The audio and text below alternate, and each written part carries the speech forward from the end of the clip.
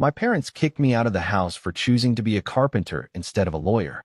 They said I was a disgrace to the family. I left without looking back, but after 6 years of long silence, I received a panic call from my mom. They needed me, but I had a different idea. I will tell you everything that happened. You see, I never wanted to be a lawyer, though my parents would have sooner disowned me than let me admit it.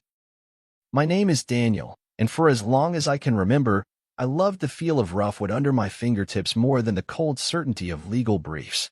My father used to say that being a lawyer was the only path to honor in this family, that any other choice was a betrayal of everything they'd worked for. But even then, I knew I would never be happy in a stiff suit and tie, pushing papers for clients I didn't care about. So I chose to be a carpenter. And on the night my parents kicked me out, I realized that this decision would define not just my career, but the entire shape of my life. I still remember the smell of varnish and sawdust in the small workshop I'd rented out, how it became my haven when everything else was falling apart. My parents never set foot in that space, never saw the passion and patience it took to coax something beautiful out of a plain block of wood. They only saw wasted potential. Money left on the table, a family name tarnished by what they called a childish hobby. But to me, it was never about the money. It was about the sense of purpose that came with creating something real, something that would last. I tried to explain it to them once, over a strained dinner where my mother fussed with the silverware and my father's eyes burned holes in the tablecloth.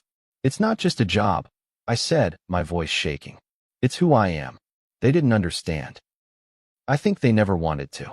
The night they told me to leave was the first time I'd ever seen my father's face twist in that particular way. Disgust and disappointment layered over anger, so raw it practically vibrated in the air. "You're throwing away everything we built for you," he said, his voice like ice cracking. "You're a disgrace to this family, Daniel." My mother wouldn't meet my eyes, but she didn't stop him either. I remember packing my clothes in silence, the walls of my childhood room staring down at me like judges. I didn't cry. I didn't beg. I just closed the door behind me and walked out into the night, the cold biting at my skin and the taste of failure bitter on my tongue. For the first few months, I lived in a cramped apartment above my workshop, surrounded by half-finished projects and the endless whine of tools in the dark. It was lonely, but it was mine. I poured myself into my craft, shaping tables and chairs with a precision that felt like prayer. Each piece I built was a defiance, a quiet rebellion against the expectations I'd left behind. I didn't know then if it would be enough to keep me afloat, but I knew it was enough to keep me sane. My parents' voices echoed in my head some nights, their disappointment like a ghost I couldn't quite banish. But in the daylight, with the smell of cedar and oak in my lungs, I found peace. I worked longer hours than I ever imagined I could, driven by the need to prove to myself that I hadn't made a mistake. My hands were always nicked and calloused, but I loved the way they looked, strong, capable, nothing like the soft, manicured hands my father thought were so important. I took on any job I could find, no matter how small or menial, and slowly, people began to notice. Word spread about the young carpenter who could turn old barnwood into something that felt like art. My clients weren't wealthy, but they appreciated what I did, and that meant more to me than any salary my parents' world could have offered. The hardest part, though, was the silence. My family didn't call, didn't write, didn't even ask mutual friends about me. It was as if I'd ceased to exist the moment I walked out the door. I tried not to let it bother me, but there were nights when the quiet felt like a weight pressing down on my chest. I'd lie awake in the dark, the smell of sawdust clinging to my hair, and wonder if I'd ever really belonged to them at all. But even in those moments of doubt, I knew I couldn't go back. The thought of trading the life I'd built, one board, one nail at a time, for the sterile world of law offices and endless expectations made my stomach churn. I remember one night, maybe a year after I'd left, when I ran into my cousin Mark at the hardware store. He looked at me like he'd seen a ghost, his eyes flicking over the dirt under my nails and the sweat on my brow. "You know," he said hesitantly, "your dad still talks about you sometimes. Says you're stubborn, but you'll come to your senses." I smiled, but it felt brittle, like thin ice ready to crack. "Tell him I'm doing just fine," I said. And I was, mostly. I had a roof over my head, food on the table, and work that fed my soul. It wasn't the life they'd imagined for me, but it was mine. In those early years, I learned to rely on myself in ways I never had before. There was no safety net, no one to catch me if I fell. But there was also no one to tell me I wasn't enough. I built my reputation one piece at a time, and slowly, the workshop became more than just a refuge. It became a testament to everything I'd fought for. My clients started to bring their friends, and before long, I had a small but steady business. It wasn't glamorous, but it was honest, and every time I stepped back to admire a finished piece, I felt a surge of pride that no amount of parental approval could ever match. I suppose that's what made the silence easier to bear. I had carved out a life that was mine alone, one that didn't depend on anyone else's dreams or expectations. And in the quiet of my workshop, with the sun slanting through the windows and the scent of fresh-cut wood in the air, I realized I didn't need their validation. I just needed the satisfaction of knowing that I was exactly where I was meant to be. So when my mother's voice crackled through the phone 6 years later, frantic and trembling, it felt like another life altogether.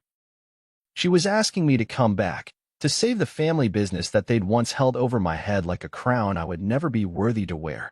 In that moment, standing in the sawdust-strewn corner of my workshop, I felt a flicker of the old anger, but also a strange sense of calm.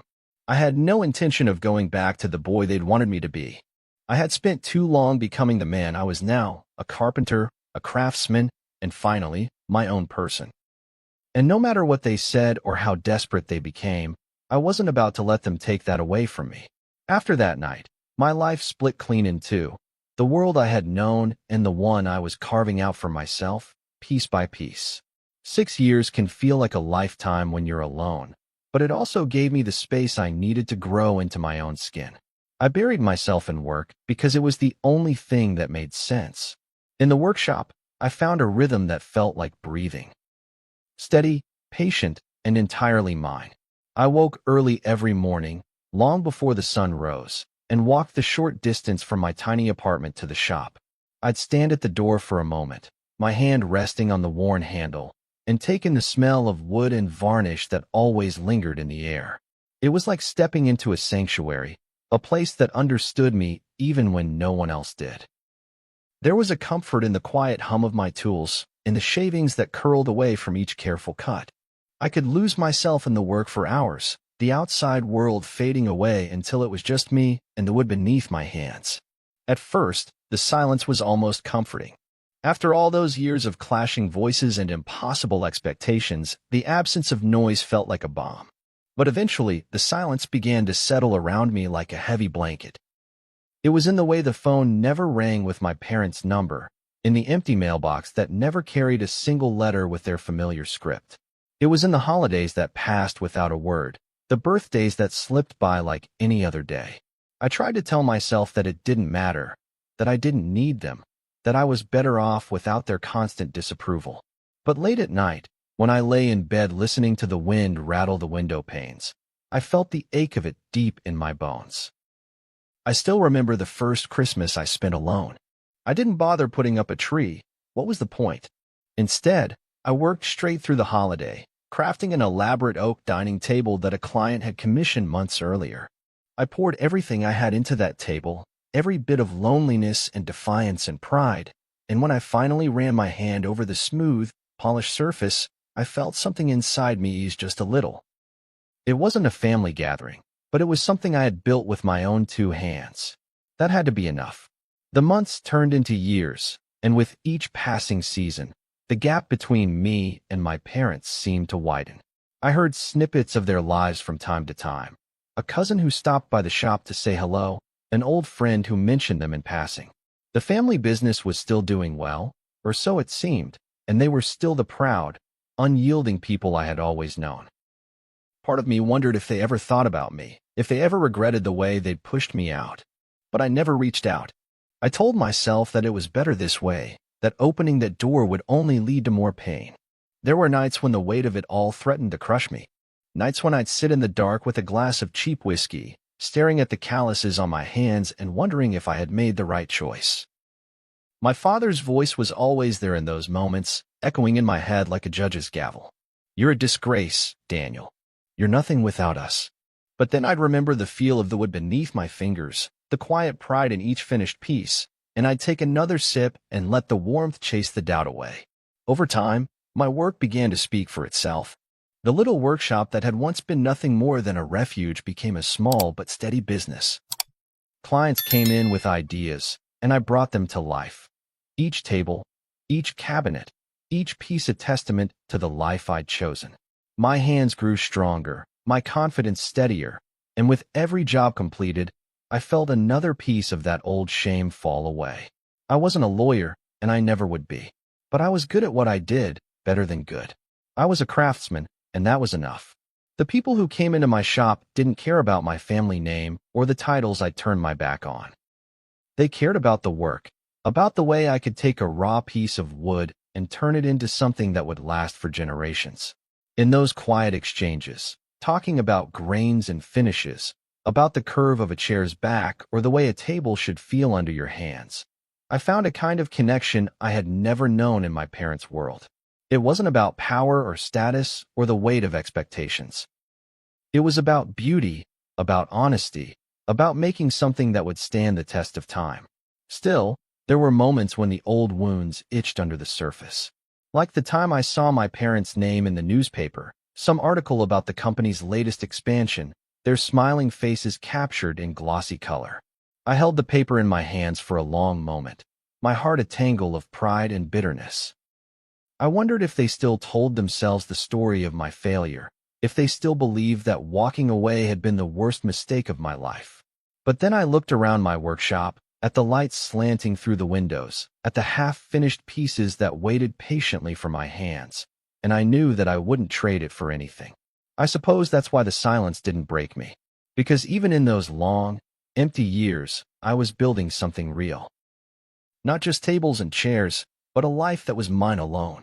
I learned to find comfort in the solitude, to let the quiet become a kind of companion rather than a punishment. And in the end, it taught me the most important lesson of all, that I didn't need their approval to be whole.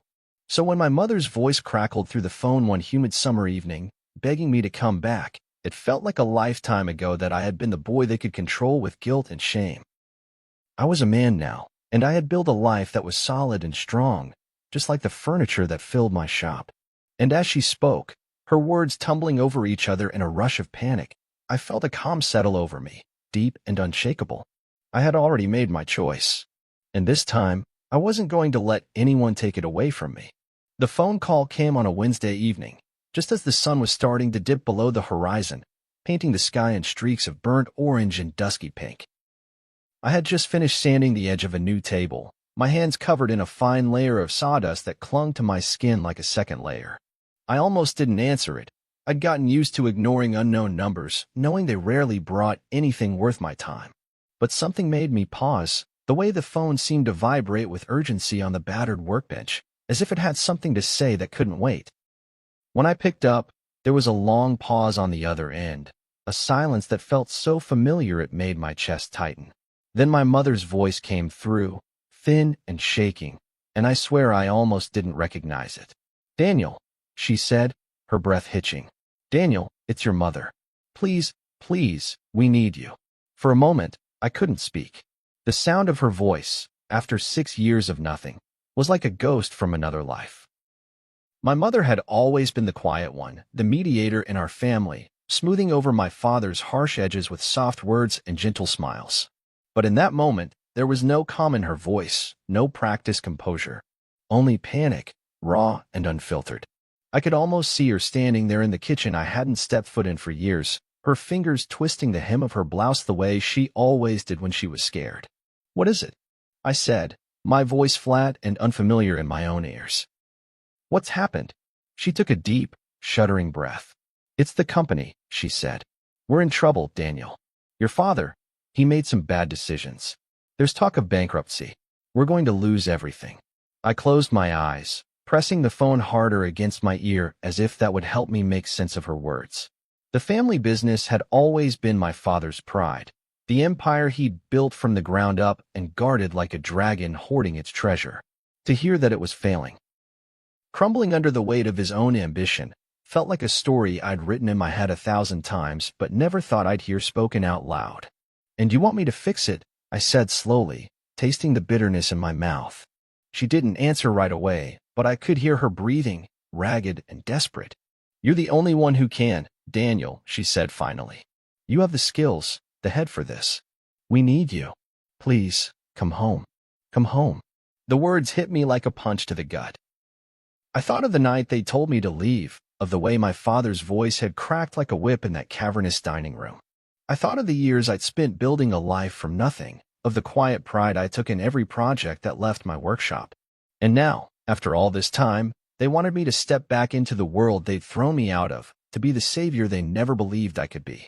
I don't think that's a good idea, I said, my voice as calm as I could make it. My hands were shaking, though, tiny tremors that rattled the phone in my grip. I left for a reason, remember? Daniel, please, she said, her voice breaking. Your father, he's not the same. He's humbled, I swear it. He knows he was wrong about you. We're begging you. Without you, we're going to lose everything.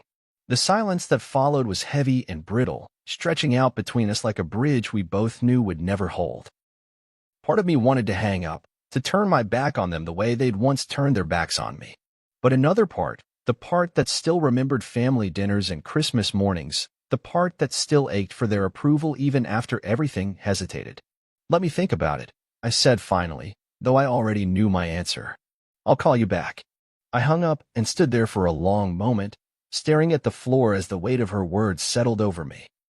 My hands were still covered in sawdust, and I rubbed them together absently, watching the fine powder drift to the floor like snow.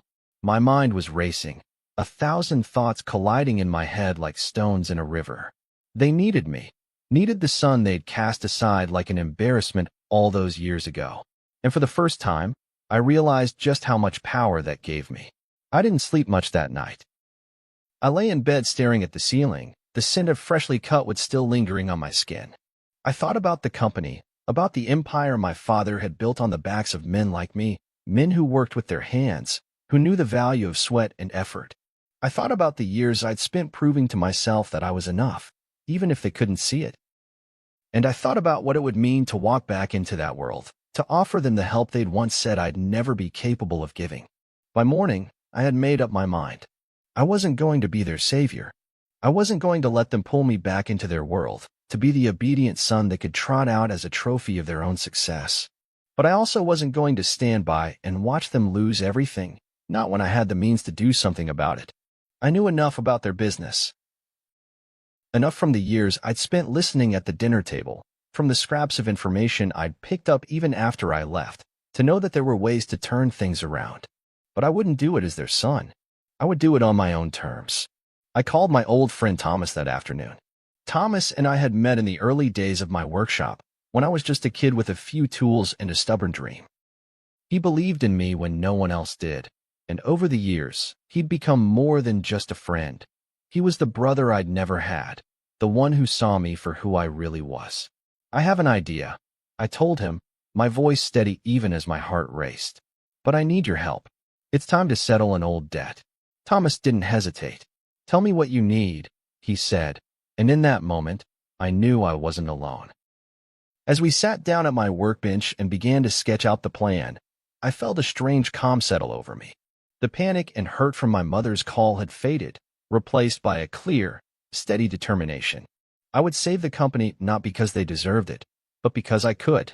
And in doing so, I would finally prove to myself that I didn't need their approval to be everything they'd never believed I could be. The first time I mentioned my plan to Thomas, his eyebrows shot up in surprise. He knew me well enough to understand that I wasn't the type to meddle in other people's affairs, let alone my parents'. But as I laid out the pieces, he started to see the shape of it, like a puzzle coming together on the battered workbench between us. Are you sure about this, Daniel? He asked, his voice low and cautious. You're talking about taking over the company, your family's company. That's not small potatoes. I nodded slowly, my fingers tracing the grain of the wood beneath my hand. I know, but it's not about them. It's about me. It's about proving that I can do this on my own terms. He didn't argue after that. That's the thing about Thomas. He's always been the kind of friend who understands the things I can't put into words. We spent the rest of the evening talking in hushed tones, mapping out the steps we'd need to take to make it happen. My parents didn't know it, but I'd been keeping an eye on their business from a distance for years, watching as it grew and shifted, as new faces came and old ones left. I knew enough to see the cracks in the foundation, the quiet desperation behind the glossy facade that showed the world. The first step was simple: distance. I couldn't let them see me coming. Thomas had contacts, people who owed him favors, people who were willing to help us put together the pieces without ever knowing the whole picture. We used those connections to start gathering information, to understand exactly how vulnerable the company had become. Each night, after I locked up the workshop, I'd sit at my small kitchen table with a stack of papers spread out before me, sifting through balance sheets and legal documents like they were scraps of wood waiting to be transformed. It was strange, in a way.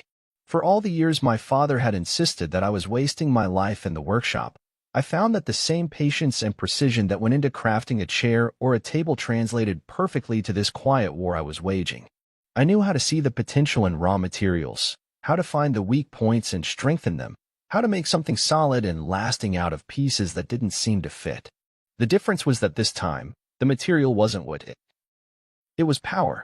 The nights were long, and the weight of what I was doing pressed heavy on my shoulders. There were moments when I wondered if I was becoming the very thing I'd spent my life trying to escape, a man driven by ambition, willing to tear down everything in his path to prove a point.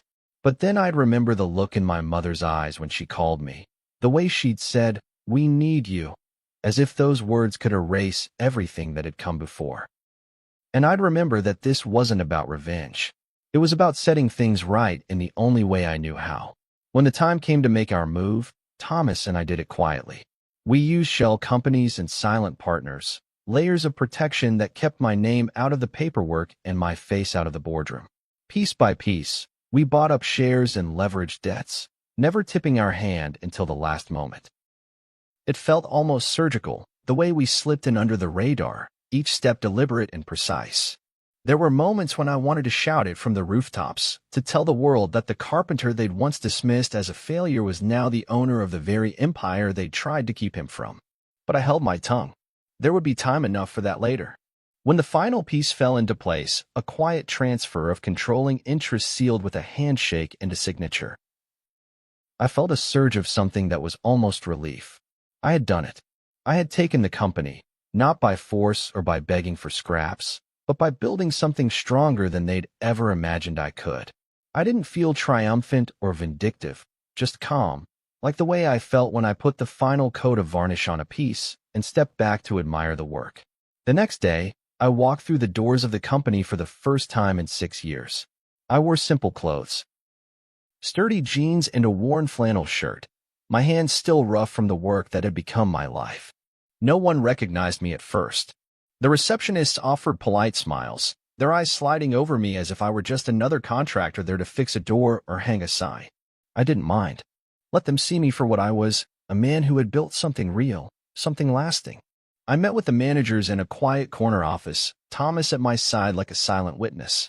They were professionals. Polished, confident, but their eyes flickered with uncertainty when I introduced myself as the new owner. I didn't offer them any explanations, didn't give them a chance to ask questions I wasn't ready to answer. "You'll keep doing your jobs," I said simply, my voice steady. "The company will stay afloat, and you'll keep your positions. But there will be changes. Starting now." They nodded, their faces a careful mask of neutrality. I could see the gears turning behind their eyes, the way they were already recalculating their loyalties. I didn't care. I hadn't come to make friends. I'd come to take control. The hardest part was the next step, telling my parents. I didn't plan to do it right away. Part of me wanted to let them live in the illusion a little longer, to give them a chance to wonder who had saved them from the ruin they'd never seen coming. But in the end, I decided I owed them the truth. Not because they deserved it, but because I deserved to see the look on their faces when they realized what I had done. So I invited them to a meeting, formal, impersonal, in the very office where my father had once ruled like a king. When they walked in and saw me standing there, my heart almost stopped. My father's eyes went wide, his mouth opening and closing like a fish out of water. My mother looked at me as if she'd seen a ghost, her hands clutching at her purse like it was a lifeline. "Daniel," my father said finally, his voice low and uncertain. "What are you doing here?" I met his gaze calmly, feeling years of doubt and fear melt away under the weight of my own conviction. "I'm here," I said, my voice steady and sure, "because this company belongs to me now. And it's time for you to understand what that really means." In that moment, I felt something shift inside me, a quiet, unshakable certainty that I was exactly where I was meant to be. The silence that followed my words was the kind that could swallow a man whole. My father stared at me, his face frozen in a rictus of disbelief and something that might have been fear. My mother let out a soft, strangled sound, as if she couldn't decide whether to cry or scream. I let them stand there for a moment, the weight of the truth settling on their shoulders like a mantle they'd never expected to wear. "I don't understand," my father said finally, his voice brittle. "What are you talking about?" I took a slow breath, feeling the steady beat of my heart in my chest. "It's simple," I said. "I bought the company through a network of trusted partners and silent investors. You never saw me coming because you were too busy looking for someone like you, someone who'd play by your rules, who'd dance to the tune you set." My voice was calm, almost gentle, but there was steel underneath it. "But I'm not that man, Father. Not anymore." My mother's hand flew to her mouth, her eyes wide with horror and, somewhere beneath it all, recognition. She knew. She had always been the one to see the truth in me, even if she never had the strength to stand up to my father. But I didn't need her understanding now. I didn't need her approval or her apology. This wasn't about them.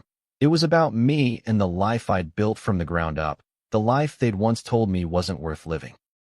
"Daniel," my father said, his voice low and dangerous, the old authority creeping back into it. "This is a family business. It's been in our blood for generations. You have no right." "I have every right," I cut in, my tone sharp enough to slice through the air. "You made it clear that I wasn't part of this family any more the night you threw me out. You said I was a disgrace, that I'd never be worth anything. So I built something of my own, something real. And now I own this company out. Fair and square." He took a step back, his face pale. This is a betrayal." I let out a breath, the laugh that slipped from my lips soft and humorless. "No, Father. This is me protecting what matters to me. You've been so blinded by your pride, by your need to control everything, that you never saw the cracks forming beneath your feet. You were so sure of yourself, so sure that I was nothing more than a disappointment, that you never imagined I could be the one to save the company you were too proud to admit was failing." My mother finally spoke, her voice trembling. "Daniel, please, we didn't know. We were scared for you, that's all. We wanted what was best. You wanted what was best for you," I said softly, not unkindly. "Not for me. And that's the difference." For a moment, the three of us stood there in that sterile office, the hum of the overhead lights the only sound. I thought of all the years I'd spent in silence, all the nights I'd wondered if I'd made the biggest mistake of my life by walking away. And in that moment, I realized I hadn't made a mistake at all. I had done the one thing they never taught me to do. I had trusted myself. "I'm not here to gloat," I said finally, my voice steady. "I'm here to offer you a chance, a way to stay in the world you built, but on my terms. I need people I can trust, people who know the ins and outs of this company. But I'm not going to give you positions of power you haven't earned. If you want to stay, you'll work like everyone else. You'll earn your place." My father's face went red, his fists clenching at his sides. "You can't be serious. You're going to make me a janitor? After everything I've done?" I looked at him levelly, my heart steady in my chest.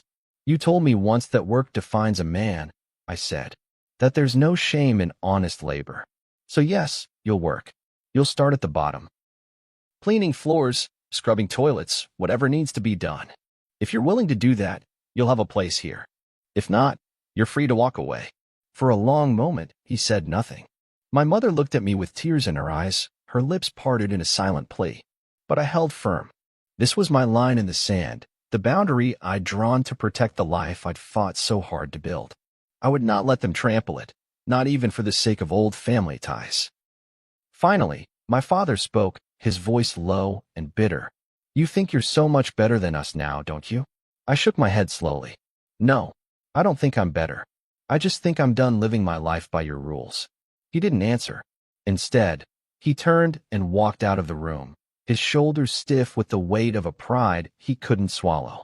My mother lingered for a moment longer, her eyes searching my face as if she were seeing me for the first time. I held her gaze, letting her see the man I had become, a man who knew his worth and refused to apologize for it. "I'm sorry, Daniel," she whispered finally, her voice breaking. "I'm so sorry." I nodded once. "I know." And then she, too, turned and walked away. I stood there for a long time after they left, the quiet of the office wrapping around me like a cloak. Outside the window, the city stretched out in all directions, the lights twinkling like distant stars. I thought of all the nights I'd spent in my workshop, shaping raw wood into something beautiful and lasting.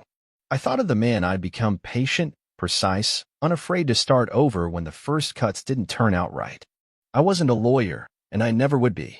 But in that moment, I realized I was something better. I was a craftsman in every sense of the word. I had taken the broken pieces of my past and built something solid and true. And no matter what happened next, I knew one thing for certain: I would never again let anyone take that away from me. In the days that followed, the fallout settled around me like dust in the late afternoon sun. My parents didn't come back to the office, not at first. I heard whispers that my father had locked himself in the old family home, refusing to leave his study except to pace the halls like a ghost of the man he used to be. My mother, ever the peacemaker, called me twice in that first week, her voice small and hesitant, asking if there was any way we could go back to the way things were. I didn't have the heart to tell her that the way things were had never been real, at least not for me. The company itself shifted around me in slow, careful movements. The managers who had once looked at me like an outsider learned quickly that I wasn't interested in playing the games my father had taught them. I didn't want power for the sake of power. I wanted something that would last, something that felt honest and real in a world that had always been more about appearances than substance. I held quiet meetings with each of them, listening more than I spoke, and I think that surprised them. They were used to orders barked down from on high, to fear as a motivator and ambition as a weapon. But I had no interest in ruling with an iron fist. I just wanted to build something that would stand the test of time. I offered my parents jobs as cleaners, and though my father refused to even acknowledge the offer, my mother accepted. I remember the first time I saw her in the office, mop in hand, her eyes avoiding mine as she worked with a quiet determination that almost broke my heart. There was a humility in her that I'd never seen before, a softening of the pride that had once kept her from speaking out. I watched her from a distance, not out of cruelty, but because I needed to see it for myself, that we were all capable of starting over, even if it hurt like hell. My father never set foot in the building again. He sent word through my mother that he wouldn't be coming back, that he'd rather lose everything than scrub floors in the company he'd once ruled like a king. I didn't argue. I had no desire to bend him to my will or make him see the value in work he had always dismissed. Some people can't change, no matter how much you wish they would. And I had learned the hard way that you can't spend your life trying to fix the broken pieces of someone else's pride. The months slipped by, each day bringing a quiet satisfaction I hadn't known was possible. The company began to find its footing again, the rot that had set in over the years slowly cut away by careful hands and honest work. I watched it grow with the same pride I felt watching a table take shape in my workshop. Slow and steady, each step a testament to patience and purpose. I wasn't trying to make a name for myself anymore. I was just trying to build something worth building. At night, I would sit in the quiet of my apartment, the familiar smell of wood and varnish still clinging to my clothes, and let the weight of it all settle around me. There was a part of me that still ached for the family I'd lost, for the boy I'd been, who wanted so badly to be enough for parents who had never really seen him. But that ache had become a part of me, something I carried not with bitterness, but with a kind of gentle acceptance. We don't always get the families we deserve, but we do get to choose the lives we build for ourselves. One evening, months after the dust had finally started to settle, my mother came to see me at the workshop. She stood in the doorway, her eyes red and tired, her hands fidgeting at her sides. I looked up from the piece I was working on. A simple chair, its lines clean and graceful, and waited. "I wanted to see what you've made," she said quietly, her voice soft as the shavings of wood that littered the floor. I nodded, stepping back to give her space. She moved slowly around the workshop, her fingertips grazing the smooth edges of tables and the rough grain of raw plank stacked against the wall. There was something almost reverent in the way she touched the pieces, as if she could feel in them all the hours I'd spent coaxing them to life. "It's beautiful," she said finally, her voice breaking. "You always had this gift. I see it now." I let out a slow breath, my chest tight. "It's not about the work," I said. "It's about what it means. About doing something because it matters to you, even if no one else understands." She nodded, her eyes glistening. "I'm sorry, Daniel," she whispered. "For all of it." I looked at her for a long moment, the words I'd wanted to say for years finally finding their way to the surface. "I know," I said quietly, "and I'm not angry anymore. But I won't go back, Mother. I won't let you or Father or anyone else make me doubt the life I've built. This is my choice, my boundary." She nodded again, her shoulders sagging with the weight of old regrets. "I understand," she said softly. And I think, for the first time, she really did. After she left, I sat for a long while in the workshop, the quiet wrapping around me like a familiar blanket. I ran my hand over the smooth edge of the chair, feeling the solid weight of it beneath my fingers. I thought about the man I had become, about the quiet pride I took in work that spoke for itself. I thought about my father, still clinging to the ruins of his pride, and my mother, finally beginning to see the son she'd lost so many years ago. And I thought about the boy I had been, standing in that cold night 6 years ago, everything he had ever known slipping away, and how he'd built something stronger in the silence that followed. I will never be the man my father wanted me to be, and that's all right. Because I've learned that the truest thing a man can do is carve out his own path, even if it means walking away from the people who taught him how to take the first step. I've learned that real strength isn't in the titles we claim or the power we wield. It's in the quiet conviction that we are enough, just as we are. As I stood there in the fading light, the last glow of the sun catching on the polished surface of the chair, I felt a deep, quiet peace settle in my chest. I had come full circle, back to the place where it all began, but standing taller than I ever had before. And in that moment, I knew that no matter what happened next, I would never again let anyone take that peace away from me. If this story moved you, consider subscribing to the channel for more tales of resilience and family drama. Share your thoughts in the comments. Your story might inspire someone else. See you soon in the next story.